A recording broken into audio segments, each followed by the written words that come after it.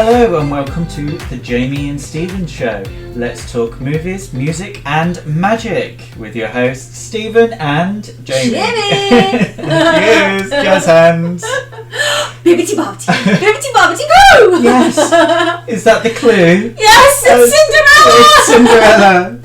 Yes, bye-bye war Yes. and hello to Disney! For those of us who have been following, we have trawled through those War Package films and we are now on Cinderella. Yes, finally, back to full-length feature films. Yes.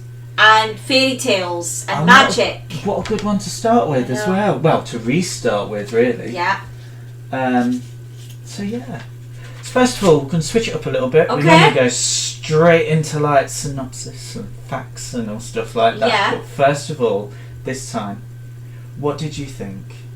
Oh, straight away. Straight away. Okay, I don't know if you're gonna be surprised by this, Go on then.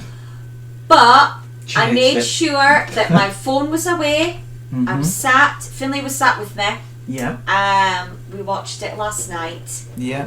and Jacob was, as usual, in and out. And I can honestly say that I was glued from start to finish. Oh. Yeah, and that I was like enjoying the film. Yeah, I must admit, I enjoyed this as a story. Yeah. I And the mean, problem with this is, obviously, we know it's been done yeah. so many times. Yes. Many, many, many times. But, Shall I let you into a secret? oh, This might be the only version of Cinderella that I've seen other than the live action remake. oh, really? Mm-hmm. Oh, I've not seen the Whitney Houston one, oh my God. which you told me to watch. Yes. I had it on for about 5 minutes, that went off. Oh, Then the Sneakerella. oh, what is that? We one I- with them? Really do not know. Oh, Really do not know, but I've not watched that version. okay. I know that there was a version done by, was it Amazon? Oh yeah, I've not seen that one Yeah. with Cabello. Yeah. Camila Cabello. Yeah. Yeah, no, I've not watched that. Idina Menzel, I think's in that. Yeah, I've not Yeah. seen that version. I've never seen Cinderella as like a pantomime or a stage show. Okay. I don't think I've ever seen any like knockoff Cinderellas from the co-op. So I think this is my only version. Oh, okay. So, Oh. Well, in spite of the other versions I have seen over the years, you know, it's weird. Cinderella is not one that I remember putting on a lot when I was a kid. I never had it on video. Mm. It's never. Well, you lived a sheltered life. We know that, Stephen. We've had this conversation. But I did have it on on video at one point, and no, it was not. From what I remember as a kid, I think I put Snow White on more, and I think I put Sleeping Beauty on more. I But never would have chosen this to put on.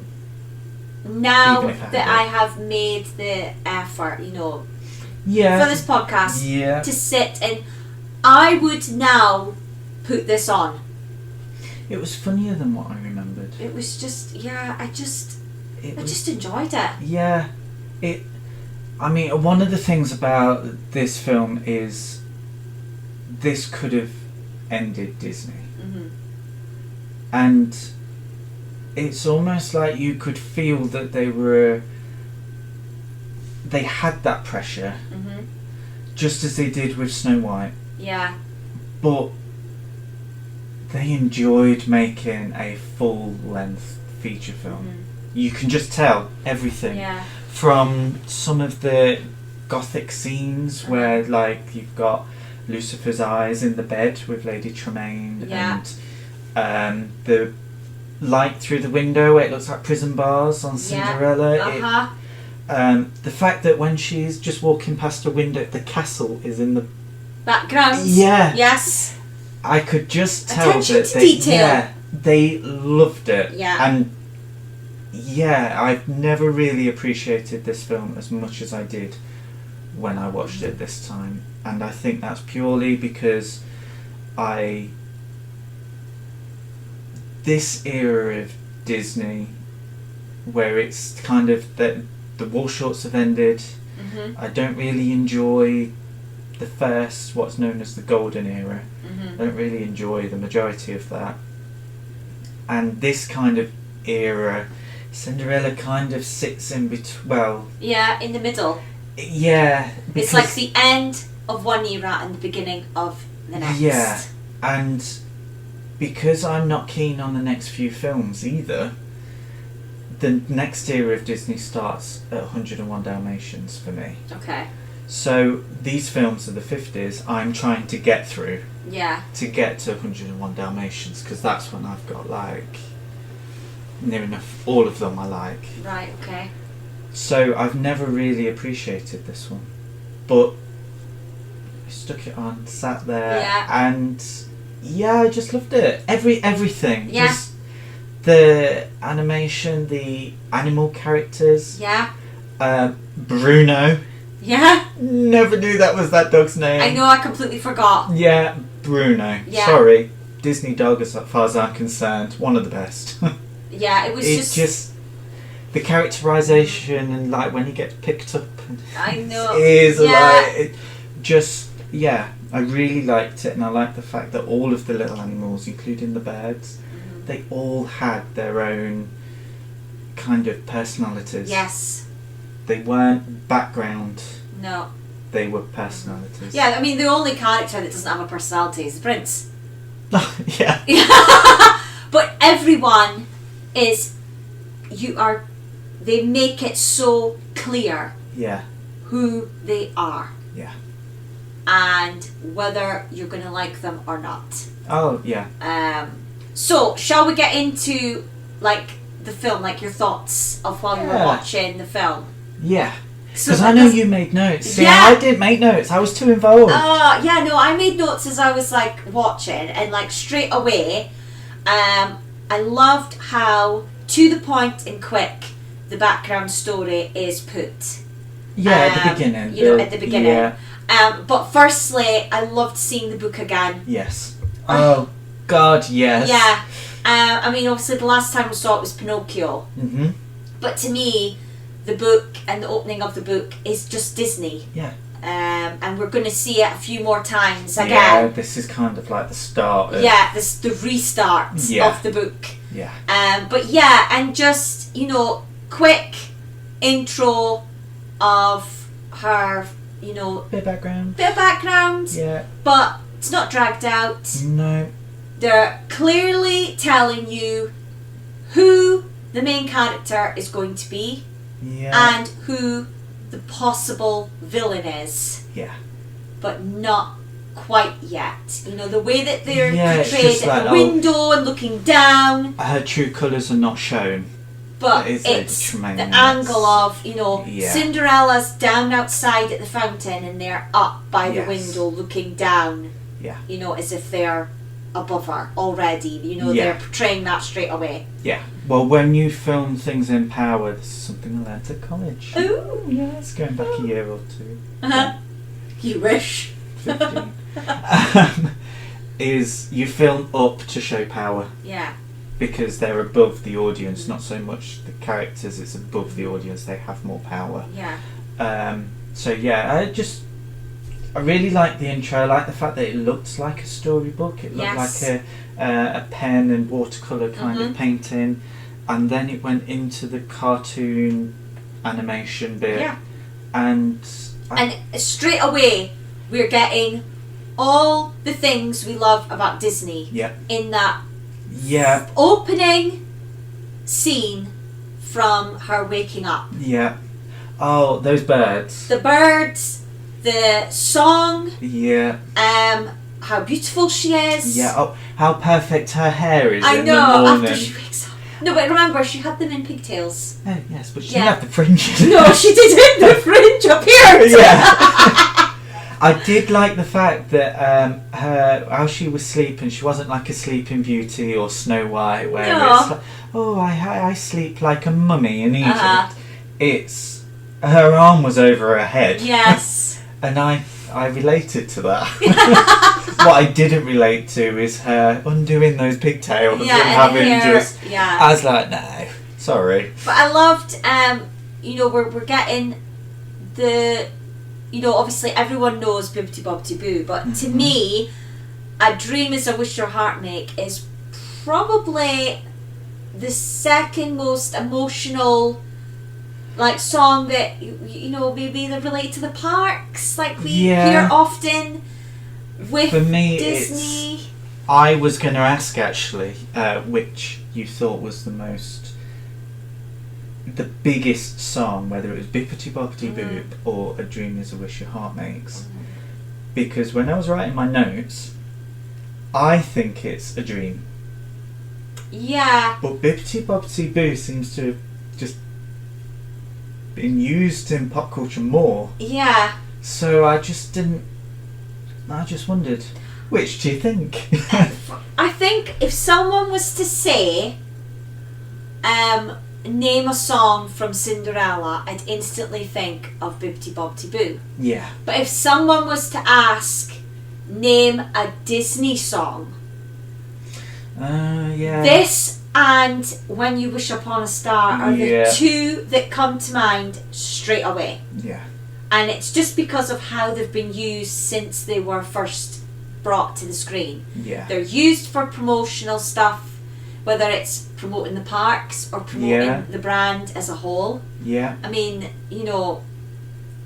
when you see adverts for booking a Disney holiday, they'll often use either of those. Yeah. I remember we were talking in Pinocchio when we did that podcast, and I got the songs mixed up. And it's Linda Ronstadt. Yeah, well, you know. That was weeks ago. I know. Her version of this song, it's got a saxophone in it. It's just really good. I do recommend that you give that one a listen. Right, okay, I will. And yeah, I remember we made a playlist to go to Florida with, and I picked this version because I thought it was a different version. Because there is kind of not an upbeat, but a bit of a Disney Channel remix of this song.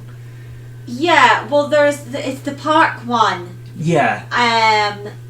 So the one that I instantly think of is the one in Illuminations fireworks Which display. is the one that's whereas the Linda Ronstadt, I do apologise if I've got that name wrong, but then I don't know her.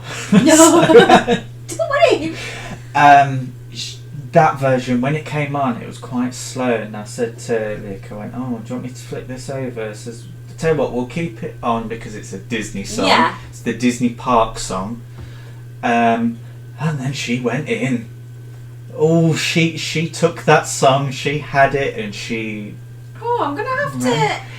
I think she's just got a strong voice. Right, okay. And I'm going to have to it's pick the saxophone. You probably have heard it before, but it's... I'll put it on when I get home and I'll text you. Oh, put it on the way home. I'll add it on at the end.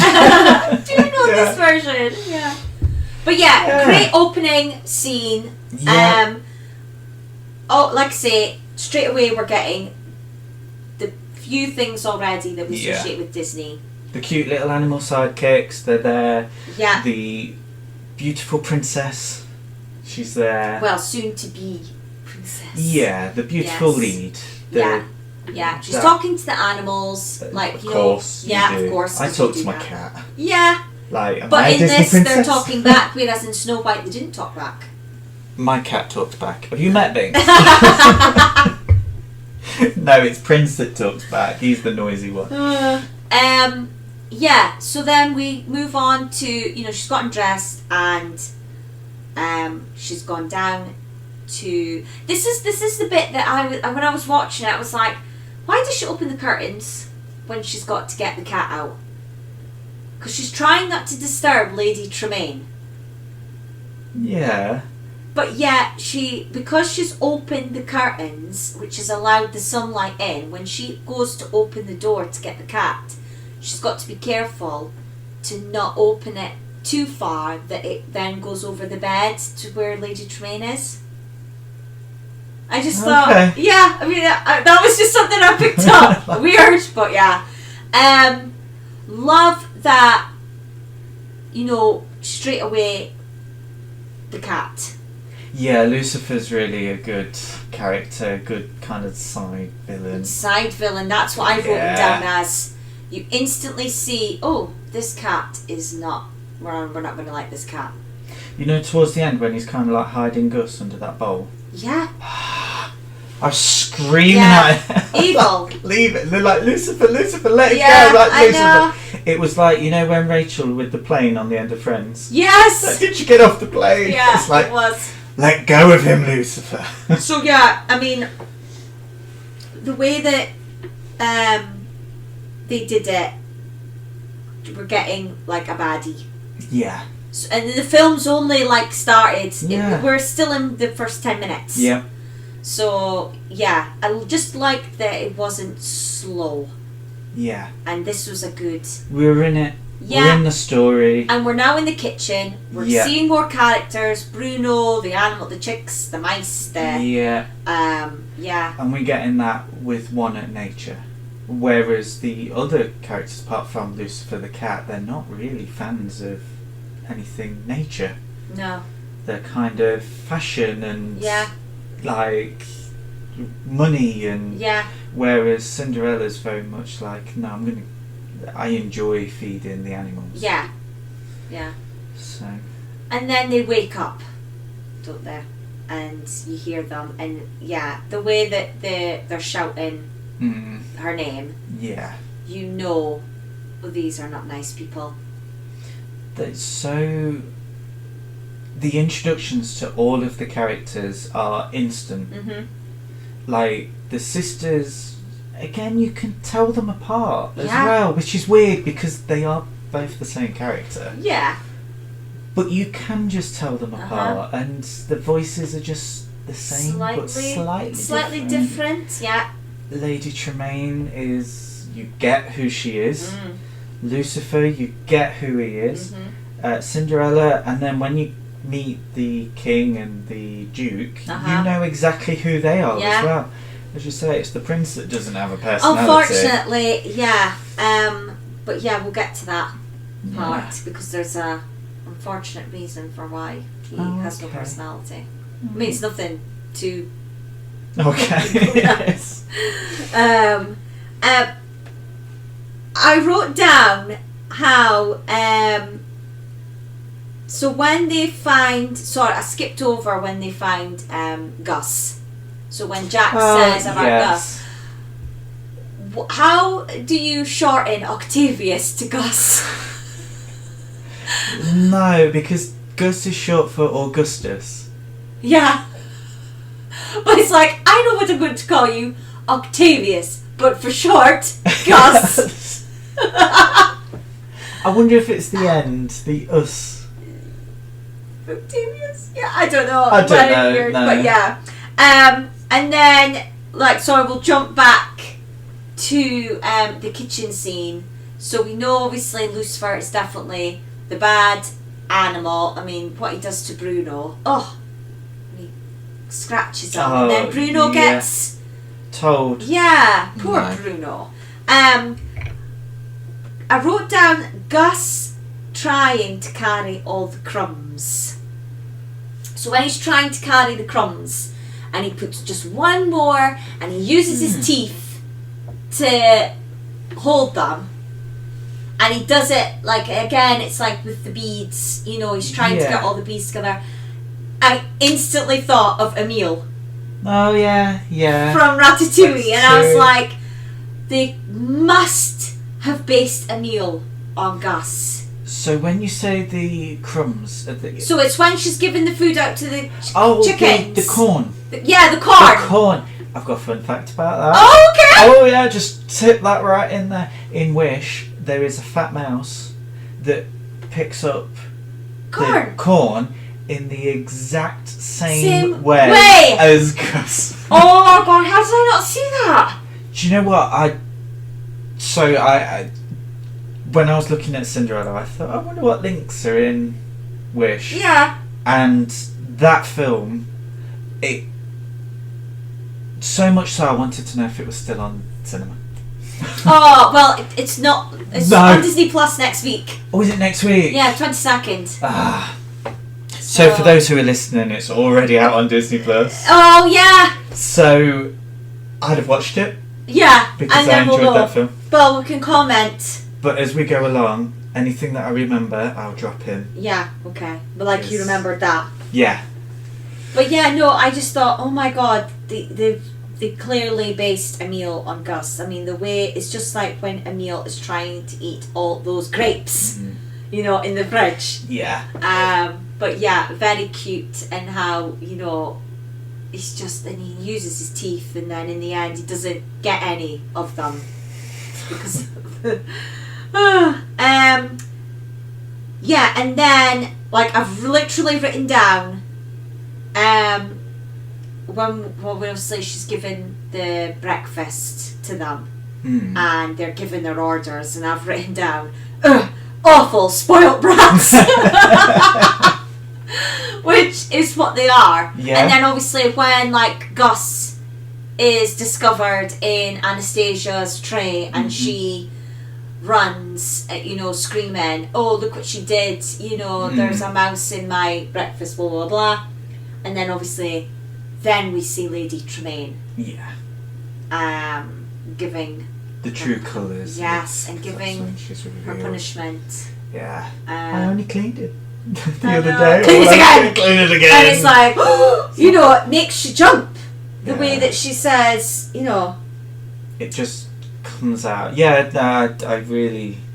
Yeah. So then we're at the palace. Oh, yes. Yes, and we're introduced to the king and the duke, and yeah, instantly we get their personalities. We know what their story is. The duke is petrified of the king, and the king is a very hot-headed king, impatient, but also worrying about the future of his line. The thing with the king is I couldn't put my finger on whether he was good or Good not. or bad, yeah. Because he has good intentions in the sense of the he wants monarch. his son, if you look at the monarch, if you watch The Crown, you can see what he's doing. But all he wants is a woman so his son can get her pregnant. Yeah, so that he doesn't have to worry about the son and the bloodline. But also he's so kind of like fun and jolly, and because of the traditional stereotype of his figure, he's seen as like this jolly person. But then he does a lot of things with a sword. That I can understand why the Duke is scared of him. Yeah. So I could never put my finger on whether he was a good guy. And even this time when I was watching it, I was like, okay, I'm not 100% sure. No. And of all of the prequels that Disney have done, that one could be interesting. When he's younger, with his wife, how he lost his wife, how his kind of relationship with his son, why he wants the heir, why this Duke is like his sidekick. Yeah. Like that, I just think he'd make a really interesting character. Yeah. Like for his own story. Yeah. But at the same time, in regards to this story, we see enough of him. Yeah, I didn't think we needed to see any more. No. And luckily that what we did see, we got a lot from the little time that they have on screen, which was great. I mean, it's very much a female-led story. Yeah, it is. Because apart from the mice, Lucifer, the majority of those casts that are seen for the predominant of the film, Cinderella, her two ugly sisters, Lady Tremaine, and the fairy godmother. Yeah. Which all female. Yeah. That's all I've got to say to that. Okay. So and then we're back at Cinderella's house, and we get the next song, "Sing Sweet Nightingale." The scene was funny in the sense of, you know, again, what I found funny is, and I wrote it down, it's Lucifer. He's in that room with them, and he cannot bear to listen to the awful singing from Yeah. Drizella. Yeah. And he decides, I can't have enough, and he leaves. And as he's walking away, he then hears the song again, but sung properly. Yeah. And you almost get that, you know, he notices that this version is better. But because of who is singing, Yeah. he then is, you know, the villainness comes out and his nastiness, and he decides to torture in the sense of she's clearly cleaning the floor, it's sparkling, and he dips his paws in the dust, and while she's singing away oblivious, he has dirtied the floor all over again with his paw prints. That's just a cat though. Like, there have been times when those little electric candles over Christmas, I've literally, a cat's knocked it on the floor, I have picked it up, put it on the table, walked away, and then I hear it fall on the floor again. I pick it up, back on the floor. Multiple times. To the point where it's just like, well, I'm just going to leave it on the floor. Okay. It's clearly where it's going to live. Yeah. I think with Lucifer, one of the things about him is, obviously, really, this is a home invasion of this other family. And because Lucifer's not a kitten, he's an older cat. Yeah. And because of the age that Cinderella's shown in those early pictures, Yeah. that cat definitely came from Lady Tremaine's. Yes. Wherever they came from, Yeah. the cat came as well. And it's almost like you've got Lady Tremaine, the two daughters, and the cat. That's And the it's package. we're taking over. Yeah. So, I like Lucifer as a character. Yeah. But it was just, I thought it was just very clever in the sense of, you know, even the cat can't bear his own family. Yeah. Because of how ugly and awful they can be. And yet, even though he knows that Cinderella is better, his wickedness takes over, and instantly, you know, like a bully. Yeah. You know. Oh, yeah. And it's, instead of going to her for love and affection, he tortures her, and Well, they all know that Cinderella's better than them. They all do. As it gets to the point of the film where Lady Tremaine realises it was Cinderella, like, and her eyes glow. Yeah.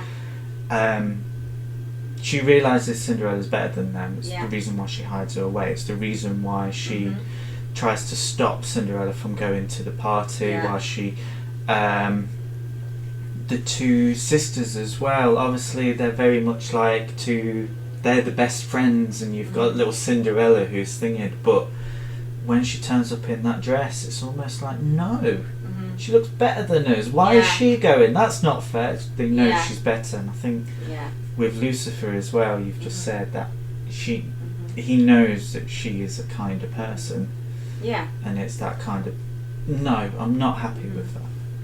So they get Cinderella answers the door to the knock, and it's the letter saying all eligible maidens must attend. Yes. I don't know if that was the right way that it was said, but yeah.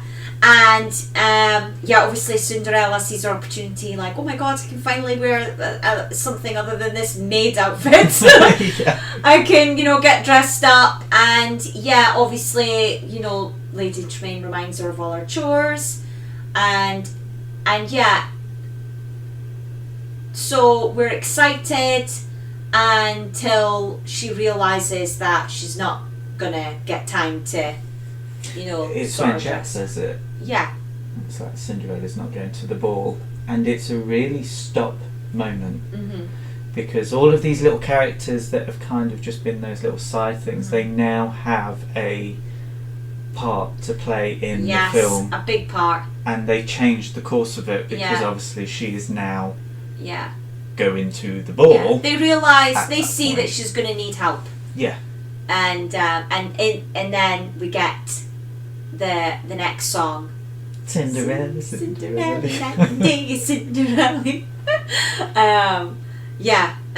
Love this. It was on one of the sing-along videos that I had. I used to know all the words. this scene I've probably watched more than any other scene in the film because of the sing-along video. Yeah.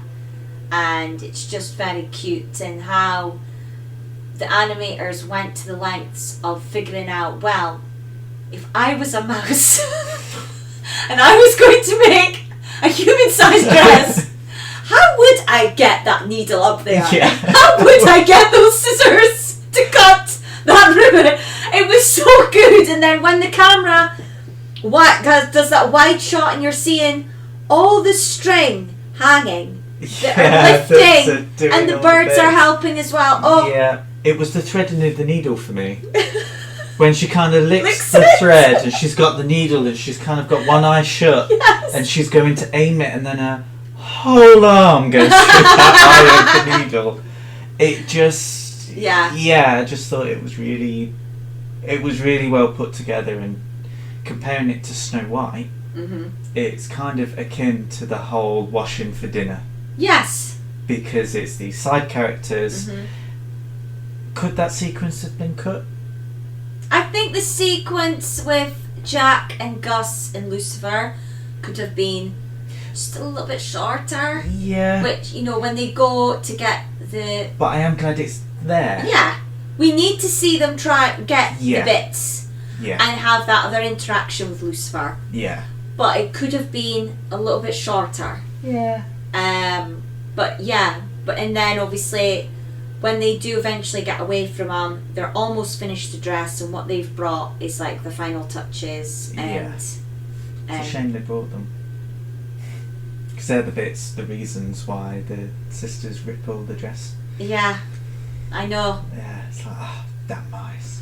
Yes, and which is the next bit, obviously. Cinderella puts the dress on just in time. Just in time. For this. And that hair's still perfect. For this, I wrote down, like, the ball is at 8 o'clock at night. I think that's quite late. So what we're saying is that in the space of 4 hours, Yeah. which is what in minutes, 240 minutes, the carriage arrives. The girls have their dress all, do that bit with the dress and whatnot. They arrive at the ball. Cinderella then meets the fairy godmother. They then go to the ball. The prince meets all the other people, and then Cinderella. They dance for what can only be about, an hour and a half, 2 hours. He falls in love, and then she buggers off. Yeah, it's very like... Come on. Yeah. But I suppose they didn't really think about time as such. No, but I did. Yeah, I know. When I saw 8 o'clock, I know, it was like... It's one of those things so that they hope people don't pay attention to, and we do. We always do. But then if you only saw the film once at the cinema... Yeah, you might not. Yeah. It's only now because we're sat there watching them repeatedly, or we're watching them because we're going to do a podcast. So she's got the dress on, she's made it, she's run down the stairs. What is it she says again? Wait for me? Is it wait for me? Oh yeah, she's like wait for me, yeah. Wait for me. And this horrible scene where they tear... I mean... The beads really set it off. Yeah. Like, And it's Lady Tremaine. Yeah. By pointing out these beads. Yeah. Don't they just add a nice touch, Drizella? Yeah. And then she realises it's her beads, and then she rips them, and she then... knows what her daughters will do. Yeah. And it's that spiteful, because she can't go back on her word. No. But the original plan didn't work. Yeah.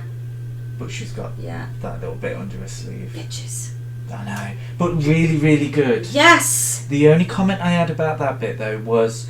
So they rip off the sash, and they rip off the beads. Yeah.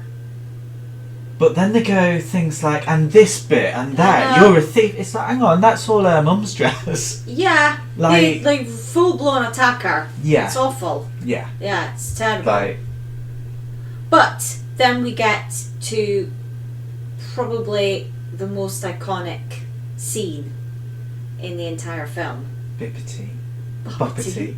Boom! Yes! The fairy godmother arrives, thankfully, to save the day. And yeah, obviously she had no idea she had a fairy godmother. No, well, we all don't. No. No. Yeah, I just loved everything about this scene. And it doesn't matter how many times I've watched it and how many versions of this scene I've watched. It's still good.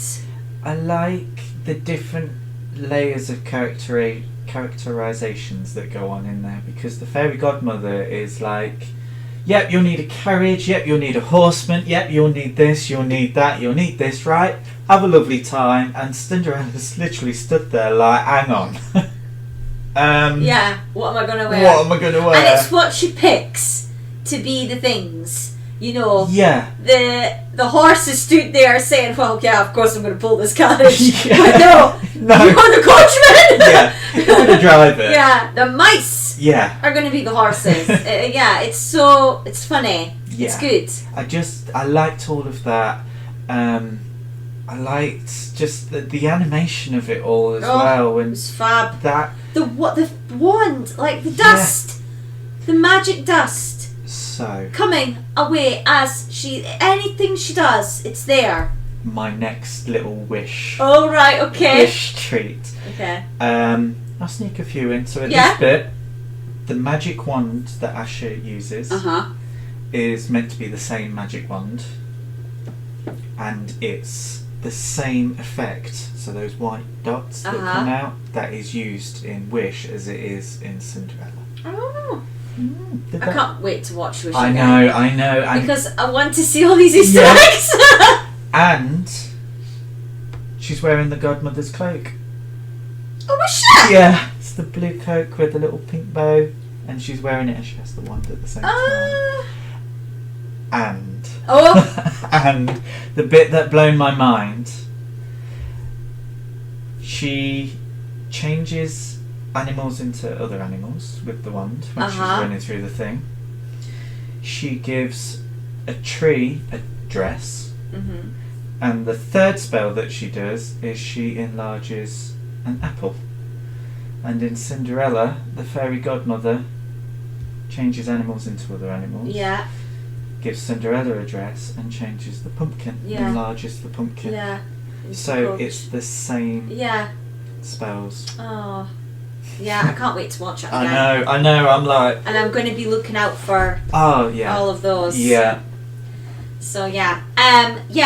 The transformation of the dress, you know, I was like literally there. You know, like, how do they do it? And I'm watching it and like, it's just still so I amazing. Was watching. I think it's because so much changes in different ways. Yeah. That you can't pinpoint moments. No. Can I use this opportunity to kill a myth? Okay. This was not Walt Disney's favourite piece of animation. Oh, now I've got it written down that it is. He said it was a great piece of animation. It's the only bit of animation he is known to quote of what his opinion was. Okay. It's just been misquoted afterwards. Right. Yeah, I mean, I've got it written down that it's one of his favourites. Yeah. Not that it is the favourite. No. But it might be his favourite from this film, I don't know, but it is not his most favourite piece of animation. Okay. Why? Do you know what is most favourite? No one knows. Yeah. No, it's just always thought of as being that. Yeah. And although it is brilliant, and it probably was, but he's never said it.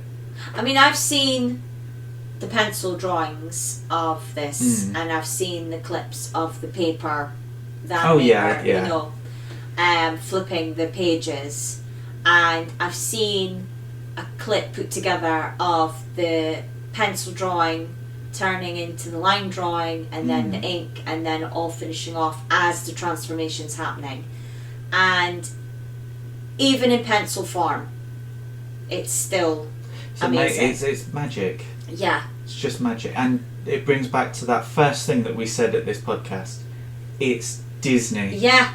And it's there. It's that scene. And no one else, no other animated film or studio has done anything as good. No. I don't And think. even when Disney have tried, so when Elsa's dress changes, or when you've got like the Little Mermaid where her legs Oh yeah. appear, it's just not as good. No, the only other one, and I know we're way off this film for her yet, and hopefully I'll remember to talk mention this Cinderella moment when we get to that film. Mm. But the only other piece of animation I think that matches or could be slightly better is the Beast transformation in Beauty and the Beast. Yeah. From Beast to Prince. Yeah. That is I wasn't thinking about the boys. amazing. Yeah.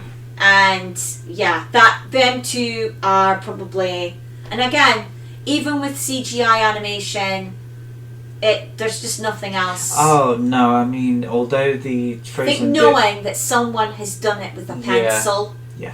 is Real. what makes it. It's real. It's there. It's like you can say what you want. Oh, it's a film. It's a cartoon. Well, no. What you're seeing has been drawn. Yeah, by someone It with their exists hand with their hand. Yeah. It's been in their mind. Now it's on paper. You're seeing it in a film, in a film. in a cinema. Like, it must have been amazing seeing that on the Yeah. big screen. That Yeah. moment as well. You know, with having to come from all of these wall shorts, Yeah. wall packages, and because Bambi was 8 years before this. Yeah. So the last animated film Mm-hmm. was 8 years ago. Mm-hmm. We don't know what that's like No, we don't. because that kind of gap hasn't happened. And the thing is, I've asked my granda and grandma before about the cinema, because they did go to the cinema during the war. But we know that the animated films, or films from America in general, Don't really show. were, and especially by the time the war started, there was massive delays in them getting. So I don't remember them saying that they saw any of these feature-length films, during the war. It was when they were re-released and they were dating or married and they'd gone to the pictures to see. Well, this one, obviously 1950, after the war, but still my granddad and grandma, when they were talking about it, my granddad and nana, sorry, they never mentioned Cinderella. No, mine neither. My granda Never. mentions Bambi and Snow White a lot and how he saw Fantasy them. 3 was the one that my granddad mentioned. Donald Okay. Duck, always talking about Donald Yeah. Duck, but never really mentioned this one. I don't know. Well, I mean, I'll be visiting soon, so I'll have to ask him the ones that they did get to see, especially during the war as well. Yeah, Because it would be interesting to know if they got. Yeah. I mean, it says obviously the release dates, but that could have just been in certain cinemas, and obviously with them being in Aberdeen, miles away from London, who knows what films they got, you know? But yeah, so she's off to the ball. Off to the ball. Off to the ball, and she arrives, and I love that the soldiers have a peek. Check her out. Yes. Yeah, and she's dirty walking little through. buggers. But at the same time, all that effort to make a coach and horse and everything, nobody sees it. Nobody sees her getting out of the coach. No, well, I suppose she's arrived just late. like wandering around, like, oh, where's this ball? Yeah. Where am I to go? Yes. And the prince, as he's introduced to Drizella and Anastasia, he sees her in the He's like, background. "Whoa." Yeah. Look at her with that perfect hair. Yeah. Sparkly dress. And then they dance under the moonlight and I- fall madly in love I while love singing a song. I love the bit of animation, and just because, especially at the parks, where Lady Tremaine is kind of trying to look through the crowd at Cinderella and the Prince dancing, and that animation, her mannerisms are perfect, because you see those people at the parades, at the fireworks, where they are literally just trying to have a good look. And between people's heads or above people's heads. and I thought that was just an amazing bit of animation. Yeah, because you're seeing it from a different perspective, different angle that you wouldn't normally, you know. And it was just the arm movements. It was so. Although she's a villain and she's got that power's gone, and she's almost acting like an old woman then. Trying to get a look, but she can't because there's all these tall young people stood in front of her. As if she's a bit anxious. Yeah, and she's not obviously a fair maiden, eligible maiden. No. So she doesn't have that kind of stand-in as we've talked about the male-female inequality. But she doesn't have that power. No.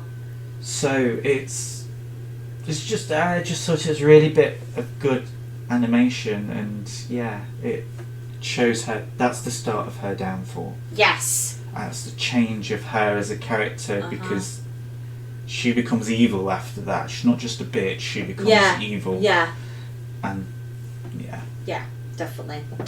And then the clock strikes midnight. Yes. And obviously she has to go. Goodbye! Oh, when will I see you again? Never! No, that's Sleeping Beauty, actually. But no, he says, how will I find you? I don't even know your name, or something like that. And she's like, I haven't danced with the prince yet. And he's like, what? Yeah, that's it. She doesn't realise that, which is, quite, it shows her innocence. Yeah, she's oblivious that the man she was actually dancing with was the prince. She had no idea. It shows what a sheltered life she's had. And the fact that she's not just interested in him because he's the prince. Yeah. Like all of the other girls that have been pulled up in front of him over the last, not that many hours, because it started at 8. And as she's running down the stairs, one of her glass slippers falls off. Just the one. Just the one. And obviously leaving that behind, it's the only clue to the lady that the prince falls madly in love with. And then we get back to it's the next day after our pumpkins ran over by the horsemen that they smashed. I mean, that was a dream. That was her dream. Yeah. Her dream's just been smashed by. And then she apologises to the horse and the mice. She's like, I'm sorry. I know. It's like, you're meant to be sorry for. I know. But it's just because she's too nice. Loser. I want to quickly point out as well, I did write down that, when she's arriving at the castle and she's in the coach, I noticed that the coach is obviously so bright that it glows as it's going through the village. Did you notice that? No. Yeah, it's almost like it's a light bulb, and the light is shining against as it's going through the village. I struggled not to think of the carriage in Shrek. It's a spoof of this. Yes, it is. It's an onion. Yeah. That's right. Yeah, I just. But no, I wrote that down, and I did write down like how, the prince unfortunately is boring. Even during that dance sequence, I'm not looking at the prince. I'm looking at her. Yeah. Just because obviously I'm so chuffed for her, and she's finally getting this moment, and it's private. It's just them two. But and also it's good that we look at this from an opinion from 2024. Yeah. But the fact, like I said, it's female led, majority female, and we're looking at her. We're following her. Yeah, okay, she falls in love with a prince and lives happily ever after. So what? Yeah. People can do that. Yeah.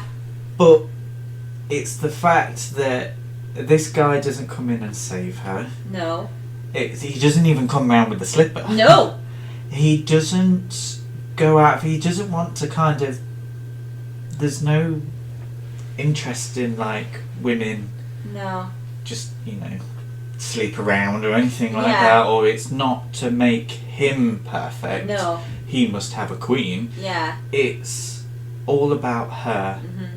And it's, I mean, I don't know, I'm not a woman, so, but it could have been quite empowering.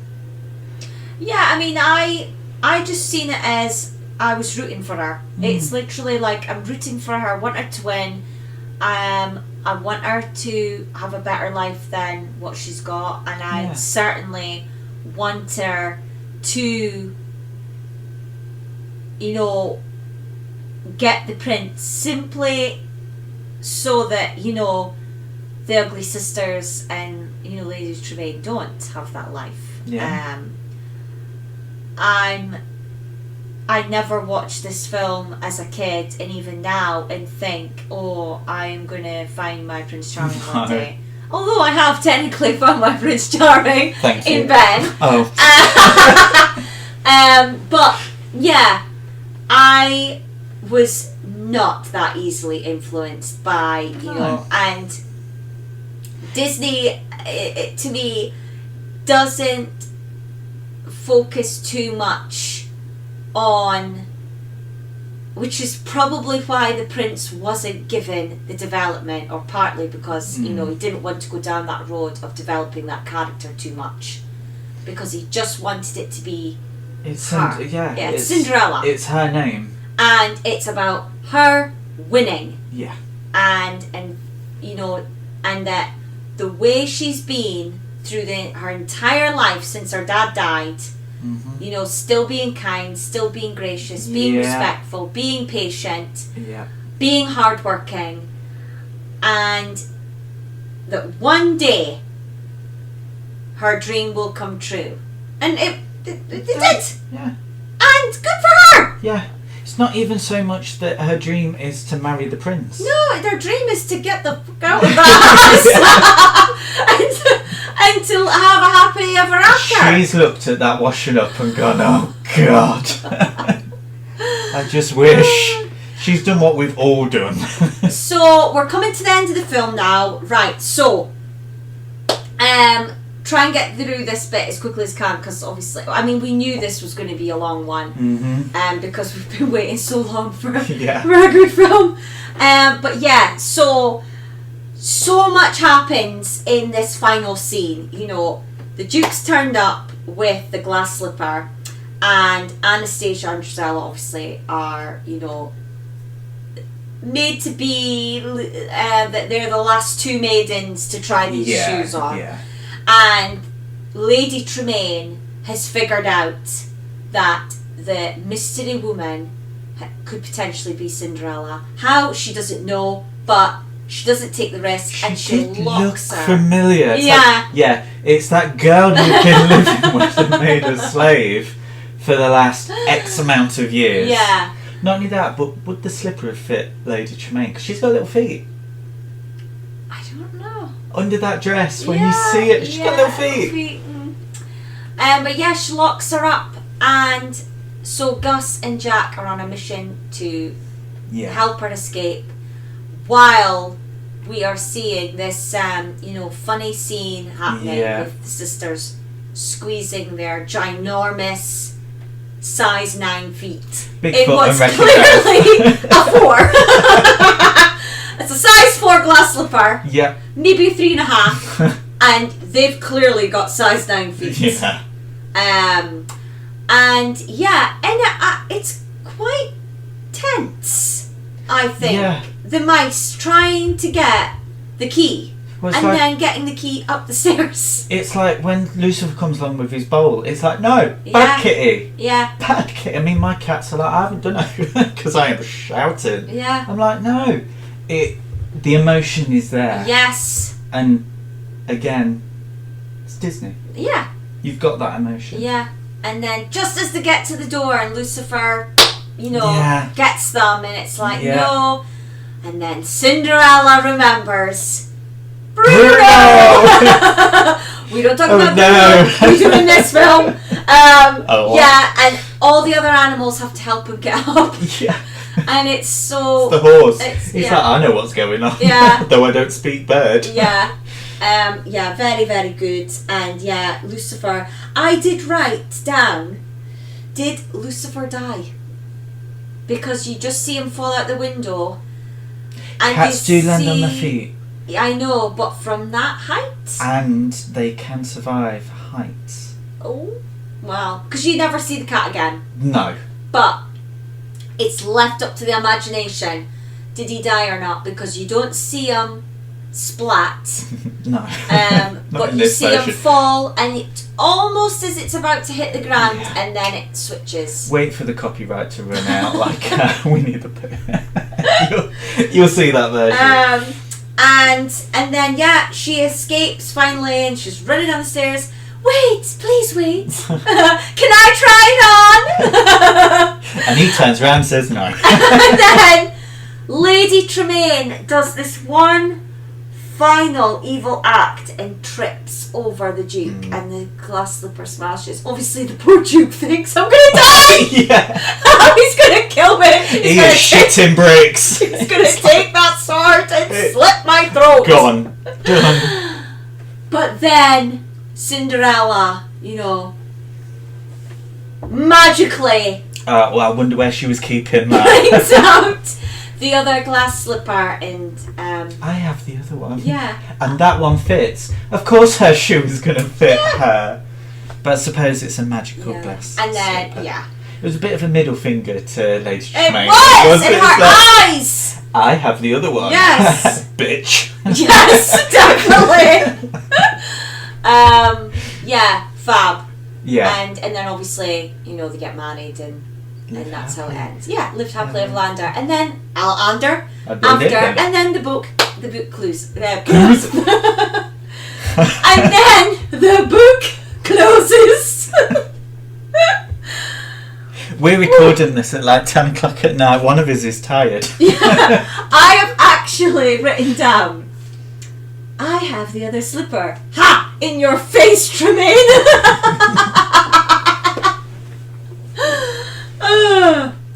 Fair enough. So, for those who've never seen Cinderella... Don't need to now, we've just just done it. But yeah, but I just enjoyed it. Yeah, I did. I just enjoyed it. Enjoyed it. Apart from the prince not having any form of character whatsoever. So why did it? Because you hinted at that. Yeah. So apparently he was gonna have a song and everything. Jesus. And there was going to be a scene of him, I think, in a forest or hunting or something like that, which they do put in the remake, the Kenneth Branagh remake, the 2015. Oh, okay. Yeah. With Richard Madden. But Walt Disney decided to completely cut it all and only give him what Good. Didn't need it. Didn't need it. Did not need it. There's nothing in that film that I think, oh, I wish we had that. Mm-hmm. The only thing that I'm like, oh, is I would like to have known what happened to Lady Tremaine and the two sisters. I mean, I can't remember. Because in theory, Lady Tremaine, I mean the sisters, just the sisters, but Lady Tremaine has imprisoned a girl. She has taken over the estate that I don't know how the laws would have worked then. Would she have inherited that, or would Cinderella, or would a male heir? Because I know in Jane Austen's time it was a male heir. Yeah. She's also tripped the Duke. I know. And she smashed that could slipper. be classed as treason. Like, because he represents the monarch. Yeah. So the fact that we don't get to see what happens, am I going to lose sleep over it? No. But that would have been nice. Yeah. But apart from that, the rest of the film, everything is even the bit at the beginning which is just done as artwork. Yeah. Completely fine. I don't need to see that. No. So shall we get into the facts? Yeah, go for it. Okay. So do you want to start? So I've got a few facts about these songs. Okay. Well, I don't have really anything about the songs other than the one, but you go. Yeah, so Bibbidi Bobbidi Boo. I actually prefer the Helena Bonham Carter version. Oh, how does that go? The same. Oh. But she's You more, prefer her singing it? She sounds high. Uh-huh. A bit drunk. She's like, bippity boppity boo! Oh, right, okay. Just give that one a listen. You'll be listening to the soundtrack on the way home. You've got yeah, things. I am. It was a hit single 4 times. The most notable singer was Perry Como. Oh! Guess when he released it?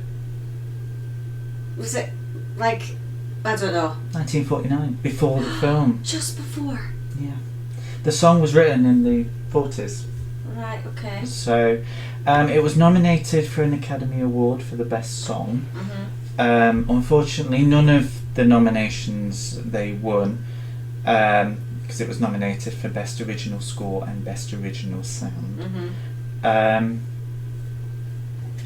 The song itself, and this is why I was a bit like, which is the most iconic song? Iconic, that's the word I was looking for. Because it's used so many times across just different things. And so, just sticking with Disney, it's featured in Cinderella 2 and the live action. It's also on It's a Small World, the updates, and it's where the Cinderella characters appear. Okay. The songs in the background. Well, they've removed they don't have that in Disneyland Paris one. Don't they? Nope. Oh, well, they do elsewhere. Okay. It's featured in the King Arthur Carousel. It's also featured in video games Kingdom Hearts, Dreamlight Valley, and Just Dance. As with most things, it's in House of Mouse. Okay. But my fact for this was, have a guess who you think sings it in House of Mouse. Is it Minnie? Nope. Oh. This is going to blow your mind, and I really wish that I could go and watch it. Oh, okay. Is it someone we like? Is it a character? It's a character. It's a Disney character. Oh. It's from a Disney classic film, but it's from later. Ariel? Nope. Belle? No. Oh, I don't know. Jafar. What? Yeah. Jafar and Diego perform the song in House of Mouse. Oh my god, how random. Yeah, I want to watch that. I want to know who said that in the storyboard. Let's give this song to Jafar. Well, he gets the magic wand. Oh, okay. Oh, I've not seen this. Yeah, it's going to have to. It's also featured the Bibbidi Bobbidi Boo. The title is named in Return of Jafar. Okay. It's in the Hercules TV show. It's in a TV series called Jessie, and is also in Once Upon a Time. In the Disney parks, we know the Bibbidi Bobbidi Boutique. Yes. Which is a play on the words. Yeah. In the original, the Platinum edition of the DVD, the special features were listed as the Bibbidi Bobbidi bonus features, which isn't really a fact that is going to change anyone's life, but yeah, they're milking it now. Outside of Disney and Dragon Ball Z, there are 3 characters called Bibbidi, Babbidi, and Majin Buu. Okay. And in South Park, Mr. Garrison spoofs the song. Okay. But that matters. Okay. The other song, A Dream is a Wish Your Heart Makes, is featured in Cinderella 2 and 3 and the live action and Sneakerella. It's also featured in Full House and is one of the main songs in Disney Illuminations in Paris. Yeah. Which... yeah, we mentioned earlier, yeah. It's also on the King Arthur Carousel and is featured on over 50 Disney albums. Yeah, like compilations and stuff, yeah. And that's just the Disney released ones. Yeah. It's 51 Disney ones. The Disneyland Hotel in California, there is a switch, don't really understand it, but basically you press the switch and it's when the fireworks and lights come up underneath your bed and the song plays, A Dream is a Wish Your Heart Makes. Oh, yes. I have seen that. And I do have 2 more facts, I'll leave one with you, but the final fact that I have that I just thought, this is the ultimate Disney song. At the Disney Legends ceremony in 2011. Uh-huh. The song was sung by Jodie Benson, who's Uh-huh. Ariel, Paige O'Hara, who is Belle, Uh-huh. Anika Noni Rose, which is Tiana, and Leah Salonga, Yeah. who is Jasmine and Mulan. Mulan, So yeah. the princesses, Yeah. the existing princesses Yeah. at that time, all stood there and sang Aww. that song. I think I've seen that video Yeah. on YouTube. Yeah, I have. I went out looking for it. Yeah. But yes, we both came up with the fact that it was quite sad about this song. Yeah. So I'll let you take over for that Oh, one. okay. Yeah, so Cinderella was played by Eileen Woods. She only acted in one. She only made an acting appearance where you saw her in one film, but overall she did mainly voice work and singing. And yeah, this is so sad. So she passed away. Hold on, I've got it saved on my phone. I didn't write it down.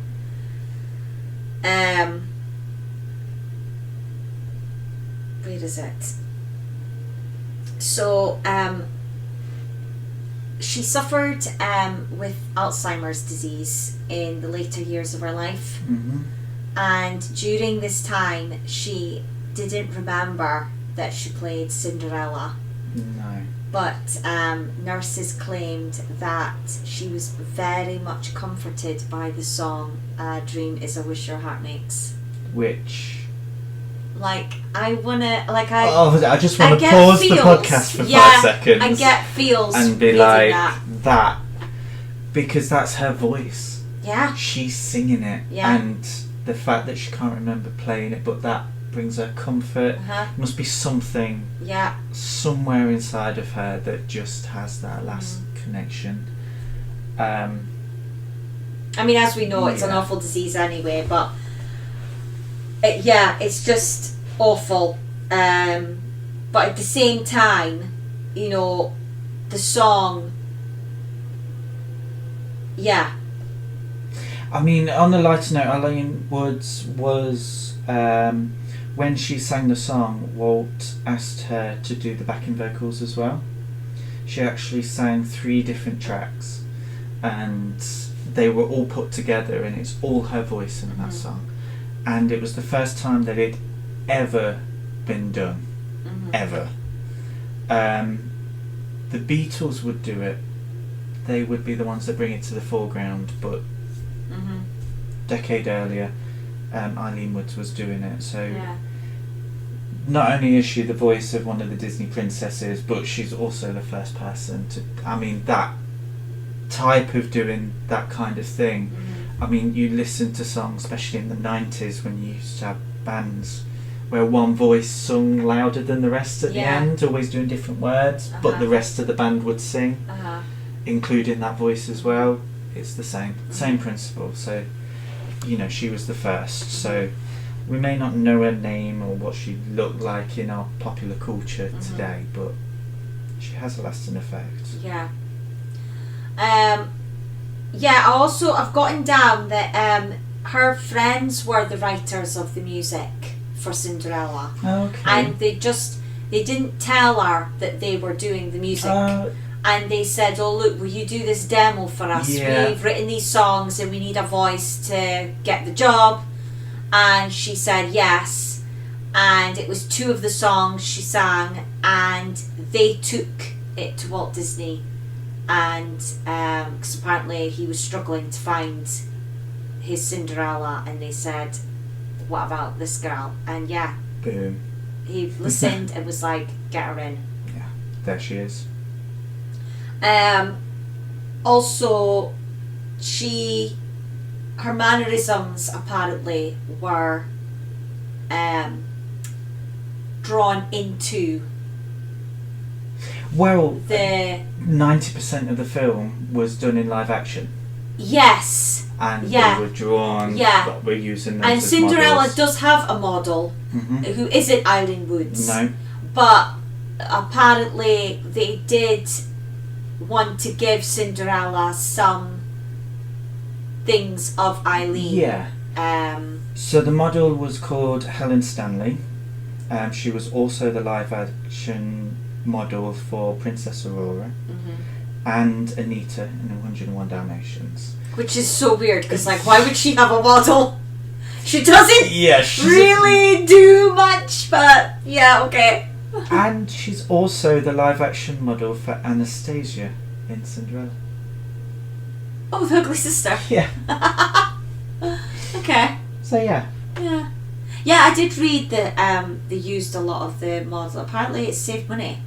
It was cheaper. Yeah, because you didn't have to. It was all there for you. You could just draw copy it. rather than imagine it and make a mistake. Yeah. Another model for the film was Eleanor Audley. Not only was she the model for Lady Tremaine, but she was also the voice. And she became the voice and the model for Maleficent. And now I thought that this was a someone who worked on the parks, whose name it's going to come to me as soon as I've said it. But apparently she's the voice of Madame Leota in A Haunted Mansion. What? No. Whereas I thought that was woman, Summer Irving. and her daughter Kim is Irving. now, Yeah. So, but I've seen it sourced on a number of things. Weird. I thought it was a miss. Like someone's got that wrong. She does it for Walt Disney World, and Irving is Disneyland. No, I thought they were. Or is it the other way? I just thought it was the same. Weird. Yeah. Oh wow. I did not know that. No, I looked on 2 or 3 different places. Or was it that she was going to be? No, she's credited as the voice of Madame Leota. Okay, yeah, I always thought. Or is it her face? No. Irving's face is Madame Leota, but it's... No, because Kim Irving says at the end when she goes, "Hurry back," that's her mum's voice. So I don't know. Weird. Oh, okay. I'm hoping that it was just it's one of those things that one person sourced it and then it might not be accurate. But if anyone knows, let us know. Yeah, email us or leave a comment. Because I think that's the thing. You think that the internet, you can find everything, but there is a lot of wrong there is stuff a lot out of wrong there. information. And when people repeat it, yeah, then people believe it's true and it's not. And I'm really hoping that one... Well, no, I'm not really hoping that it's not true, but we just want to know that. I just want to know, because I believe that it... Is it the behind the attractions? It's the Imagineering. It's the Imagineering, isn't it? I just wish I could remember her first name. Yeah, I can't remember. I can picture her. Yeah. She's got jet black hair. Yeah. And, like... And her daughter's blonde. Yeah. But yet, they look like each other. Yeah. I think one of their hair colour came out of a bottle. Oh, well, yeah. No offence to either one of them. They're very beautiful women. But there is a difference there. Right. I've got some facts about some of the voice artists. Okay, go. Okay. So we've already mentioned Eileen Woods. Yeah. The voice of the fairy godmother is Verna Felton. Yes. And we brought up this name before. I know. Because she's in Dumbo. She played some of the elephants in Dumbo. If you listen to the Dumbo podcast, you would have learned that she died the day before Walt Disney. Yeah. Her first work for Walt Disney was as an elephant, and her last work for Walt Disney was Winifred the Elephant. Yeah, in the Jungle Book. She also voiced Queen of Hearts. Yeah. Aunt Sarah. Yes, in Lady and the Tramp. Lady and the Tramp. And Flora. Flora, yeah. She was also the voice of... Well, I won't say this with direct fact, because even Disney do not hold records. Okay. But she may be the voice for Aurora's mother. No records exist on who that artist She is. has one line. She has one line. And when we get to Sleeping Beauty, we're gonna have to we're gonna listen. have to find that out. We'll have to listen. Yes, I thought I'd do a bit of a Sterling Holloway and just find a new fact every time she comes up. Right, okay. That's and my that's one the for this one fact. Okay, so when we get to the booty, we must remember yes, to see Werner if we can, Felton. See if we can solve the mystery. Yeah. Or if anyone else knows the answer, yes. let us know, Yes. because I love finding out stuff like that. Yes. Okay.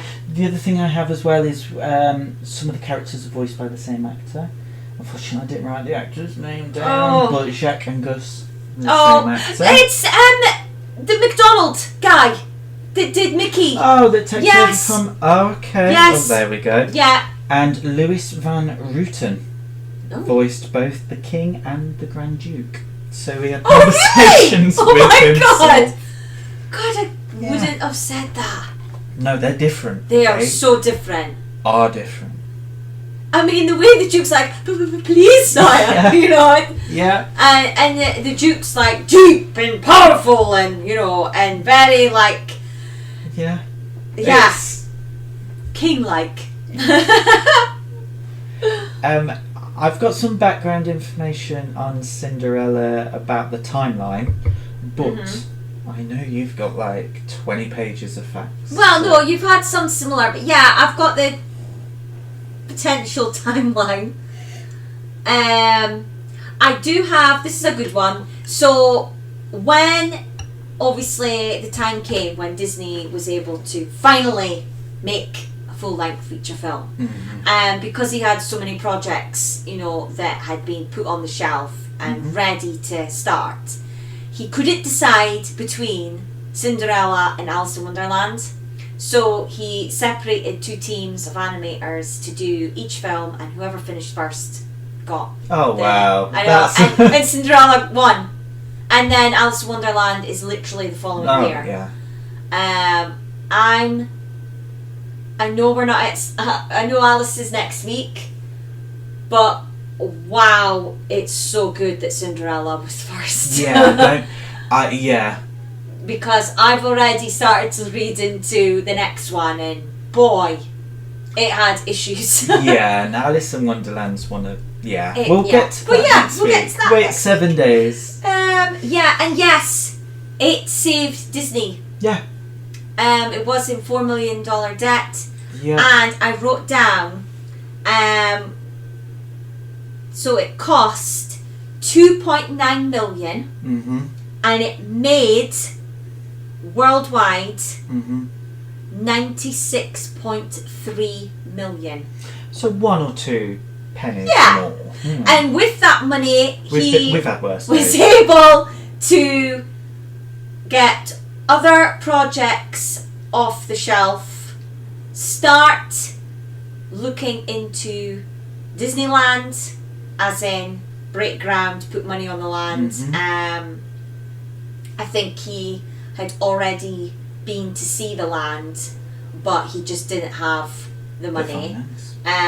So that video of him, I think, walking through the orange tree farm thing, that was like before, you know, when he's wearing that straw hat. Love that. Love that picture of, like, that video of him.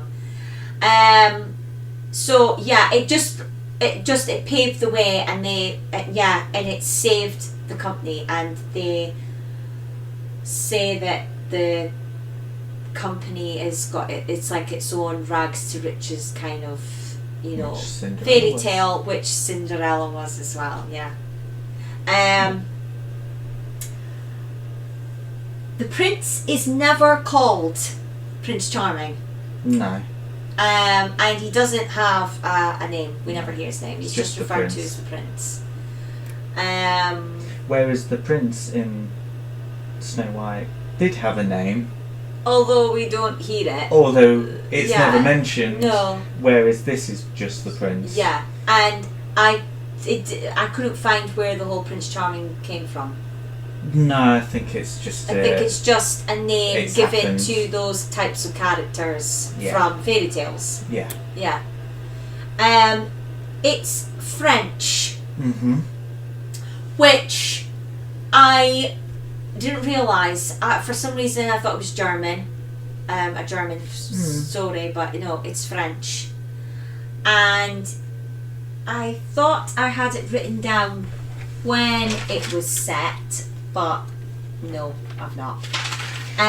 But yeah, it's set in France and is the first Disney film to be set in France.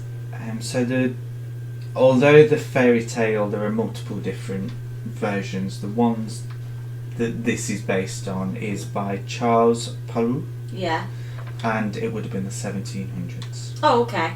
Unfortunately, I don't have the name. Decided not to write that down. It's the first Disney film to have its songs published and copyrighted by the newly created Walt Disney Music Company. So that was something else that got started. Yeah. At that time. Yeah, I've written down as well, which I found really interesting, and this is obviously, it pays tribute to Walt's attention to detail and his perfectionism in his films. In regards to the full length, for me, with the wartime, I feel he wasn't on top of them enough, and he was definitely doing something else, because the way he picks at the the full length films, how he allowed some of the stuff to. But anyway, we're past that. So yeah, a scene was cut where Cinderella eavesdrops on the Ugly Sisters. They've returned from the ball, and they are chatting about the mystery girl to Lady Tremaine. They can't get over it. They want to know who she is, and they're talking about her, and Cinderella eavesdrops on them. And it was going to be drawn or created that, she's smiling and she gets a kick out of the fact that they don't know it's her. And Disney didn't like it and cut it because he felt it portrayed her as smug. Yeah. And he didn't want her to be that, so they didn't put that in. It's portrayed in that is in other versions of Cinderella. Yeah, where she does overhear them talk about the mystery girl. Although I would never looked at her as smug, but yeah, it is put in other versions. I know the original version has the Ugly Sisters that cut off toes so the slipper fits, and gets really like gruesome. That. Yeah, things like that are continued. So different things. I don't think Walt needed to worry about smugness. No. Not compared to that. No, not at all. Yeah, it was Disney apparently that suggested the layering of the harmonies in Sweet Nightingale. Which, is so random. Why would he even think? And they're not 100% sure, but it could have been the first time that was done. The recording of different harmonies and then layered on top of each other. Yeah, similar. Same with Eileen Woods, the way she sang. Right, I've just got 4 left. Yeah. Have you got any left? I've got a few, but I'll let you go. Okay. So this is so bizarre when I read this fact. So in the original fairy tale, did you have this as well? No. About the slipper? No. Right. So the original fairy tale wasn't a glass slipper. I've wondered why it's called a slipper. It was a squirrel fur slipper. Brilliant. That would have matched that gown a treat. Apparently, the guy that was in charge of writing the story for Disney, got the French word ver mixed up with ver. So ver, V-A-I-R, is a word for animal fur. Squirrel carcass. Yeah. And ver, V-E-R-R-E, is glass, because you would say verre de vin, Okay. glass of wine. Okay, look at you, now you're French. Of course it's wine. No. And if you want a bottle, it's Now. what's the word for a bottle again? Anyway, it doesn't matter. So yeah, he mixed those up when in the translation, and or got confused when he looked up the word, and so he wrote a glass slipper down. Even though Good. no one ever wore glass slippers, No. and it was not in the original French fairy tale. But yeah, Yeah, it's better than it's. especially because she has animal friends. And that wouldn't have looked good. I don't think Gus and Jack would have saved her, gotten that key so quickly to get her out. They would have been like, Yeah. "You're where you're meant to be." Can you imagine if, like, she was just there and they'd been turned into horses, and it's like, bang, there's my outfit with my matching squirrel hide I know. slippers, and they're walking past and like, just Was saying, that really the fashion? John, what's happened to you? Oh yeah, Mm. but and I actually wrote down, thank God Yeah. he mixed those words up. Yeah. But all the adaptations of that story in with the glass of, it's Yeah. because of that guy, Yeah. and his name is Peru. Okay. Yeah. But yeah, whoever did put the story together for Disney, like, it's Round of thanks to applause. him that all the adaptations of that story, she wears a glass slipper or glass Yeah. slippers and loses a glass slipper on the stairs. Good, because the whole squirrel thing I don't agree with. Yeah. That is murder. In 2005, when Disney re-released it for its platinum edition, Mm-hmm. it sold 3.2 million copies and made $64 million in sales. Now, I know. when was that? 2000? 2005. Now you see, I had someone that's about the home releases, so I'll just Oh yeah. slip him. So it was re-released in cinema in 1957, Okay. 1965, 1973, 1981, 1987, and in 1995. It was first released on VHS and Laserdisc in 1988, but here in the UK we didn't see it until 1992. It was the last Disney Platinum Edition ever to be released on VHS. Okay. The first DVD was 2005, and the first Blu-ray, I'll say that again, the first Blu-ray was 2012. It also received a limited edition when Kate and William were married. Oh yes, I remember that. Yes! Which was basically just the Platinum Edition, but with A different cover. A card different sleeve. cover, Yeah. and it was called the Royal Yeah, Edition. the Royal Edition. And here it is. Ah. I did actually have that. Yeah, Because I didn't have the DVD. Yeah, so I got think I that may version. have had that one as well. Yeah, I think I got rid of it though when I got them on Blu-ray. They're not Yeah. worth it. No.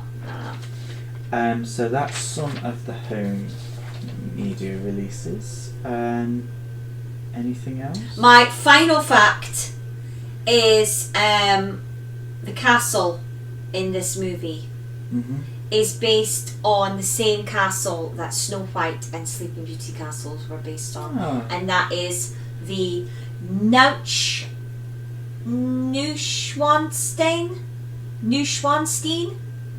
Neuschwanstein Castle in Bavaria, Germany. I think I've said it right. Neuschwanstein. If I've not, I apologise. I don't know how to speak German.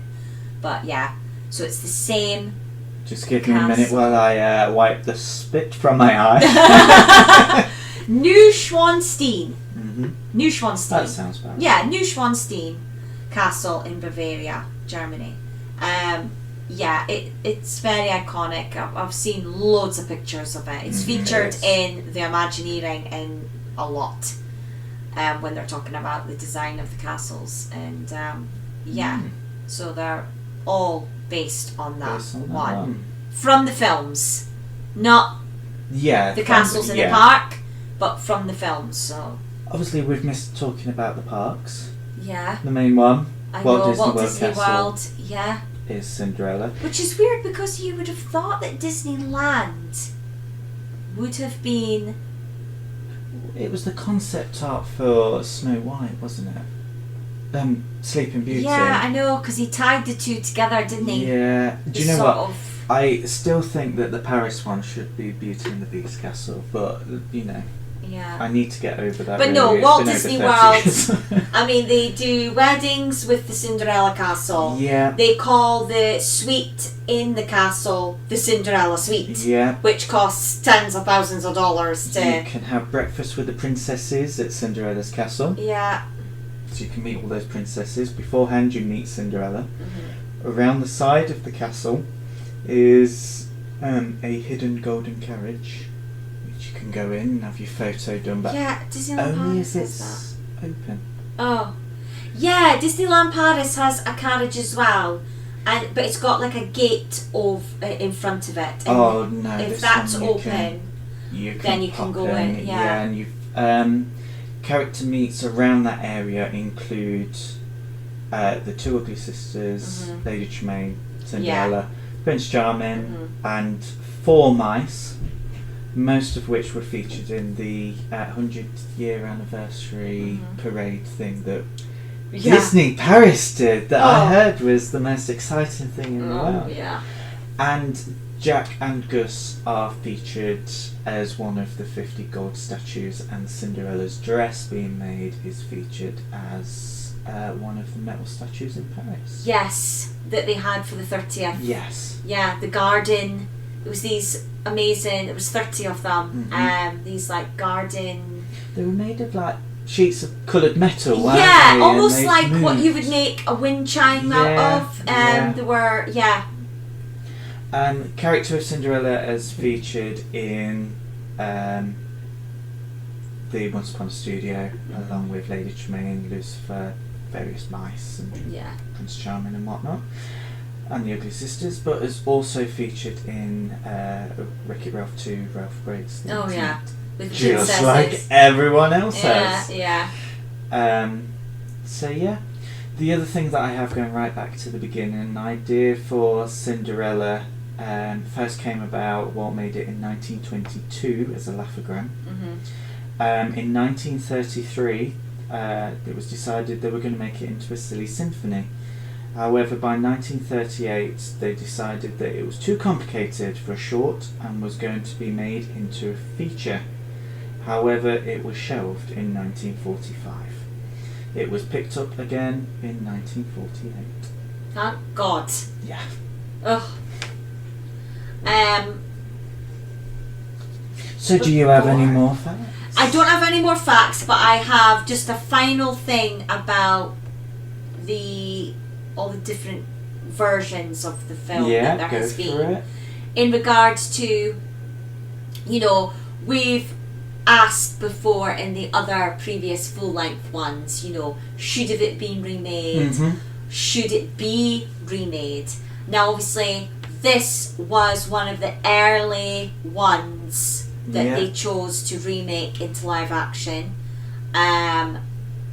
Some people will class the Glenn Close 101 Dalmatians as the first-ish, but no. Yeah, it's not part of this. No, I think this canon of films where they've now decided they're just going to remake every single classic for money. Yeah.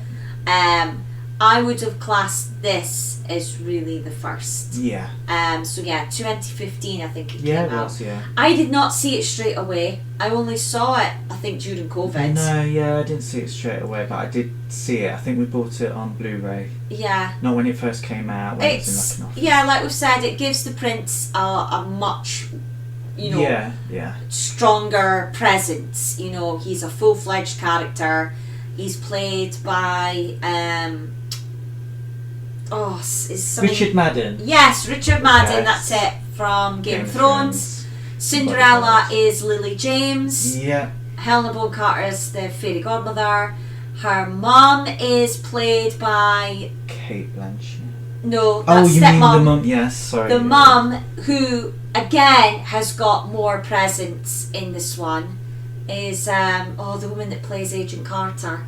Oh, okay. Yeah, I don't know her name. No, I can't think her name. But do you know I can't remember who plays the dad.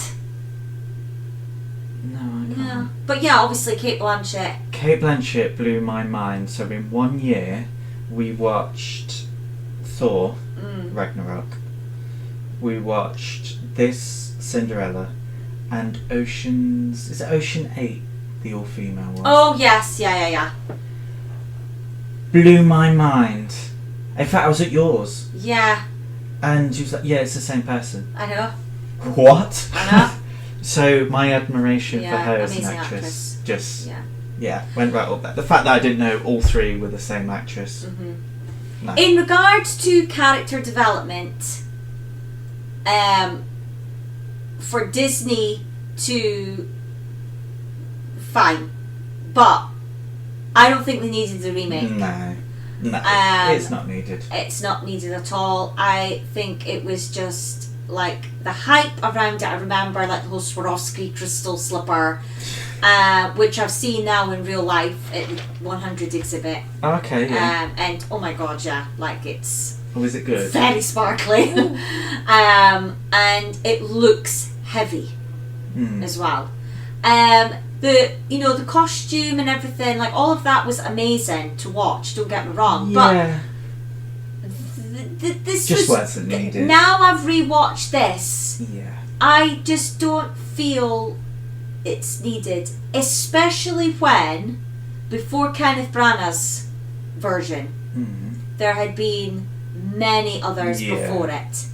And I wanted to mention too that I enjoy watching, and I've actually watched more than this one that we've just spoken about, and that is the Brandy, the Rodgers. It's officially called Rodgers and Hammerstein's Cinderella, and it's a full-blown musical, produced by Whitney Houston, starring Whitney Houston. She wrote the theme tune, she sang the theme tune. As well as Whoopi Goldberg, and Brandy plays Cinderella. I remember when this debuted on TV. I've never seen it until you told me to watch it, and 5 minutes in, it went off. It was Sunday, it was a Sunday evening, and I'm sure it was Channel 5. It's a channel on British TV. And we'd all sat as a family. My dad was even there because he was like really into his R&B at the time. So the fact that Brandy and Whitney was in it, he was like, "Oh yeah, we're watching this." And now I don't like musicals, as you well know. Yes. But I love this one. Like I really enjoy this one. It's nostalgic for me because. Oh, I suppose the being there at the TV on a Sunday evening watching the premiere, and I had it on video, and then it's finally on Disney Plus. Yes. And so I've watched that loads, and I think it was 97 it debuted. Maybe I'm not. I think it was 97, 98. The other version. And that I've watched, and again I'm sure this is on Disney Plus as well, is Ever After, which is the Drew Barrymore. No, never seen that one either. So Drew Barrymore is Cinderella, and Angelica Houston is the stepmother. The prince is it's the Scottish actor who's the baddie in Mission Impossible 2. I'm talking to the wrong person. Yeah, I was going to say. But second one. It's like never mind. I'm not going to remember. But yeah. And it's just a different take on Cinderella, and a bit more believable version. It's set at the time that the book was written, and it's again, I don't think it's set in France though. I think it's meant to be in Italy. Okay. Because they incorporate, I think, Leonardo da Vinci into it as well. I can't remember how, or a painter of some kind. Yeah. And he has painted her portrait. And it's not Titanic you're thinking of. Just a different take on the story, but fab. You know, it's like a masked ball that they go to, and she wears a mask, but... Do you know what? This is the second podcast in a row that you've recommended watching other films. It's like, yeah, have you seen Ichabod and Mr. Toad? No, but watch Sleepy Hollow. Yes, yeah. Have you seen Cinderella? No, watch this other one. But my point is, having rewatched the original animation, I've now enjoyed and fallen back in love with that version. Yeah, this is... After believing that other versions were better. Yeah, this is definitely not so much won me over, but I've appreciated it more. Yeah. So just before we go, because we're on our longest podcast I today. know. Have you got the Internet Movie Database? IMDb. Oh yeah, we forgot to mention that, didn't we? Yes. When Cinderella's cruel stepmother prevents her from attending the royal ball, she gets some unexpected help from the lovable mice Gus and Jack, and from her fairy godmother. Not accurate. But that's what they have. Mine's spot on. Oh, right, okay. Girl finds a prince after leaving her chores to go to a party. Yeah, she does. She does. She does. She does. She has a happily ever after. Out of 5? A 4. 4. Yeah, this will be my highest. It is. And which was shocking, because when I was thinking about it, I thought, I've been saving 4s for those that are not 5s. Excellent. Yeah. But that I will happily rewatch again and again, that are not necessarily perfect. Yeah. And because I genuinely couldn't find any fault, I enjoyed the songs, the animation was magical, the story was good, it wasn't long. I mean, it's only an hour and 14 minutes. Shorter than this podcast. Yes! So sorry, but there's just too much to say! Yeah. So I liked her. I liked the goodie and the baddies. Yeah. Plural. 3. Okay. I'm not shocked by that. No. Is it one of the best Disney films in the world? No. Is it a really, really good Disney film? Oh my god, you've got to go out of your way to watch this? No. Is it just a good standard Disney film? Mm-hmm. Yeah. Yeah. Are they better? Yes. Are they worse? God, yes. Oh, yes. So I've just watched quite a few of them. Yeah. So for me, I had to put it directly in the middle, and actually with this film, now we're a little bit more into the podcast doing more, and we're past those war shorts and that golden era of the 30s and 40s. The 3 for Cinderella is going to be like my post. Okay. That is what I'm going to be comparing other films to, because this was the best standard film. Yeah. And had everything it needed to for a standard Disney film. Yeah, I will definitely be comparing in regards to good music, animation, story, and good characters. Then this will definitely be what I compare it to. Yeah. So yeah. Oh my god, this has gone on so long. It has. We knew this was going to be long because well, there was so much to catch up on, and it's a new era of Disney, and it's the first of the back to normal and there's probably films. More we've missed. Oh, there's loads. There's loads that we've missed.